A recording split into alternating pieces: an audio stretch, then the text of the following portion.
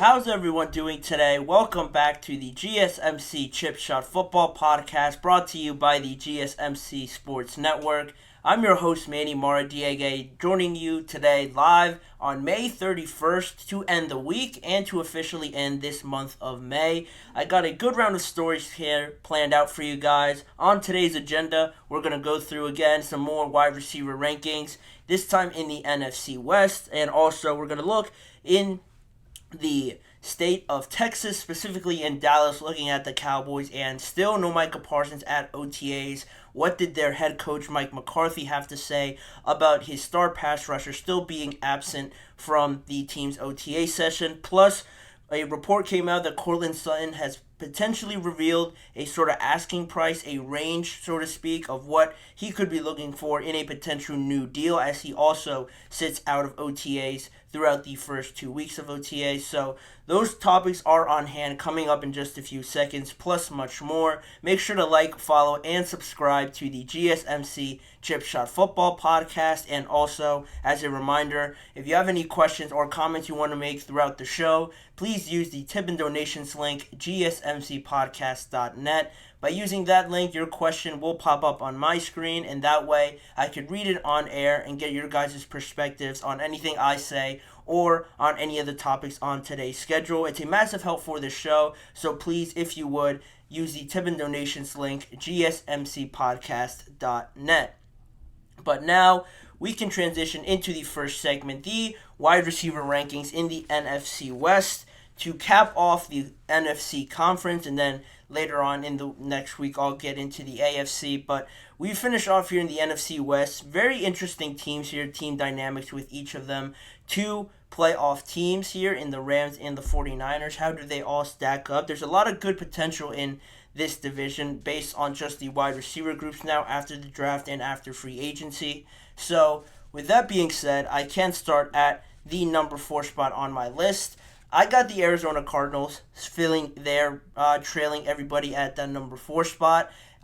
Really for them, just finally attaining that number 1 bona fide wide receiver there. That man to your left on the screen, Marvin Harrison Jr. Massive draft pick there in last month's NFL draft. To now pair him up with Kyler Murray, probably, or not probably, no doubt, the best wide receiver Kyler Murray's probably had in his time there with the Arizona Cardinals. Then you look around at what other options that you can have to play off of Marvin Harrison Jr. You have Trey McBride, the tight end there, to make up this trio that they have sort of built up through the draft and through free agency. Trey McBride last season led all of the Cardinals receivers in yards and in receptions, had 825 yards and 81 receptions. So he started to establish himself as a reliable target for Kyler Murray. Not so much around the NFL, just because, the reputation that the Cardinals have as of late, not being too competitive per se in the division or in the NFC. Now they're sort of starting to bring in some more pieces, and it's looking a bit more promising than it did last year. Trey McBride coming into his own a little bit. Now you have Marvin Harrison, probably the most ready wide receiver that there was in the entire draft. Both of them filling in and being two pretty reliable options, in my opinion, for Kyler Murray. If he can stay healthy the entirety of the year, I think it will look a lot better, at least on the offensive side of the ball, if you get the sort of production I expect from these two guys. And also, not to leave him out, Zay Jones there, acquired in free agency from the Jacksonville Jaguars. He could be a pretty solid low-end, wide receiver too, potentially, just based on the options you had in free agency. I think he was one of the better ones to attain, to add to your roster.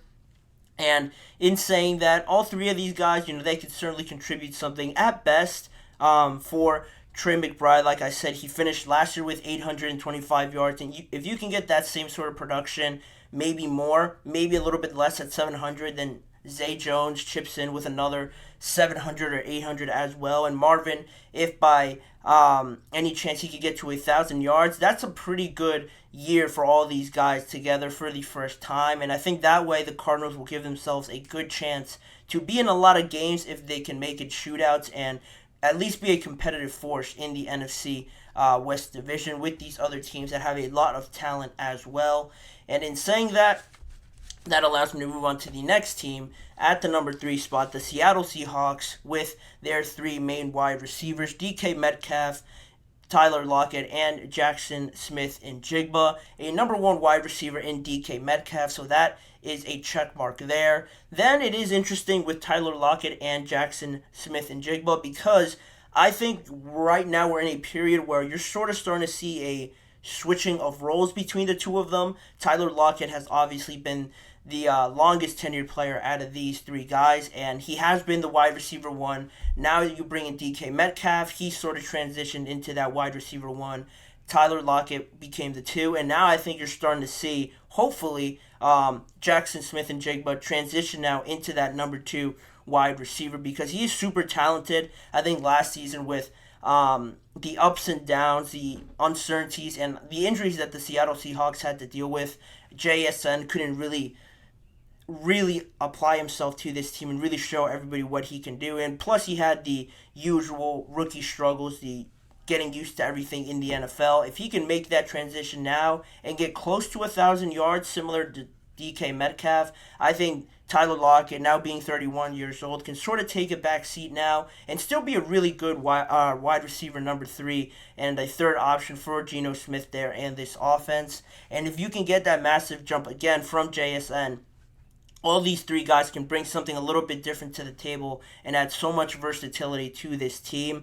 Plus, you have a more established reputation as well with Tyler Lockett and DK Metcalf. Now, in terms of other options and how many numbers that they have in that locker room, you have Noah Fant as well as the tight end option, and Laviska Shenault as well as depth to the wide receiver. So not the greatest of depth there other than these 3 guys, or at least not the most reliable ones, just based on recent performance. So these 3 guys are probably going to carry the bulk of the production on offense if Geno can also stay healthy and produce like he did in his first season. Again, they could be another competitive team, but they have bigger issues, obviously, to fill in offensive line and some spots on the defensive side of the ball. But these 3 guys, I think, are a pretty average, pretty decent wide receiver group here to be number 3 in the NFC West, which means at number 2, I have the Los Angeles Rams. They're filling out the rankings with Puka Nacua, Cooper Kupp, and Tyler Higbee as their main threats on that side of the ball. A very good luxury to have 2 wide receiver 1s, in my opinion. Puka surprising everybody last year, having the season that he did, breaking a ton of records, and just stepping into the NFL without any real rookie wall, any real fatigue there at any point of the season. An outstanding year for Puka, and the Rams really needed it because of the season Cooper Kupp had, dealing with injuries and then coming back and not really fully looking like himself. Now under another full off season, these 2 guys, I'm sure, working together. Puka learning off of Cooper Kupp, because in his prime, in his best day, I still think he has a good amount of top tier days left in the NFL. Cooper Kupp can certainly still compete at this level. I would probably give him a year or 2 more to really be at the top. And you have him playing to his standard, and Puka Nacua, again, continuing on with the standard he already set. You have 2 of the best guys that could really do a lot and almost everything from a wide receiver standpoint. So that plays into their offense, because other than that, you have Tyler Higbee there, like you see on your screen. A little bit older and maybe not the most ideal third option that you would want to have. I would have loved to have seen them add another piece in free agency or through a trade or something, or draft a wide receiver with the amount that there were in this year's draft. But Tyler Higbee's certainly not somebody to just sneeze at. He can contribute a good amount. He has a good relationship with Matthew Stafford, and I think that can sort of carry them on going forward, because behind them, you have Demarcus Robinson, Tutu Atwell, Colby Parkinson, solid options, but again, these 2 guys, and probably Tyler Higbee as well, carrying most of the bulk. Similar to the last 2 teams, only really 3 main options here. But I think these 3 options that you see on your screen are definitely the better ones out of the last 2 that I just mentioned, and that would mean at the number 1 spot, probably no surprise to you guys, the San Francisco 49ers. Based on the criteria I've laid out, they have everything. They have everything at their disposal. It's almost not fair after this year's draft, because you already have Brandon Ayuk, you have Deebo Samuel, George Kittle. All of them, or Deebo probably a top 10 wide receiver. George Kittle, top 3 tight end. Brandon Ayuk slowly emerging as a great wide receiver one based on the last 2 years that he's had. You also have Juwan Jennings that I don't think gets enough credit for the role that he fills with them. And in the draft, like I mentioned, they picked up Ricky Pearsall out of Florida, and he's going to be, in my opinion, somebody that contributes right away because not only is he very talented in his own right, this sort of offense that Kyle Shanahan runs and all the manipulation and motion that you get out of this team is going to be very much in favor of Ricky Pearsall. And also, you have all the attention going to these other guys. He's going to find himself in a lot of good one-on-one situations where I think he's more than talented enough to succeed in those. And plus, you probably have the best running back in the NFL in Christian McCaffrey. So, a boatload of talent. How they distribute these reps to all these guys, that's a mystery that I'll probably never have an answer to, but it just keeps working for them. They're a juggernaut at this point. And they should be right in the mix of everything again in the NFC. If they're able to keep everybody together, I know there is some questions around Brandon Ayuk and whether he figures out a contract extension with the San Francisco 49ers. But again, even if he does go, you could get something back really valuable for him and still have Deebo, George, Ricky Pearsall, who might have a bigger role now if Brandon Ayuk moves on. And still, again, Christian McCaffrey, this team, not to discredit Brandon Ayuk and what he brings, but they are just so front-loaded with this talent that you can't just help but think that if they lose one piece, they have enough to really still compete in the NFC. But, that's my list. They rounded off at the number 1 spot there in my rankings. So, as always, tell me what you guys think of these rankings and either in the live chat box or afterwards in the comments section. But in saying that, we'll go to our first break of the show, and when we come back, we'll take a deeper look at the comments Mike McCarthy made yesterday as the second week of OTAs concluded, what he said about Micah Parsons and still not showing up to OTAs, getting a little bit heated there in Dallas if you really look into it. Could this become a bigger problem? I'll tell you the answer to that after we return. Don't go anywhere.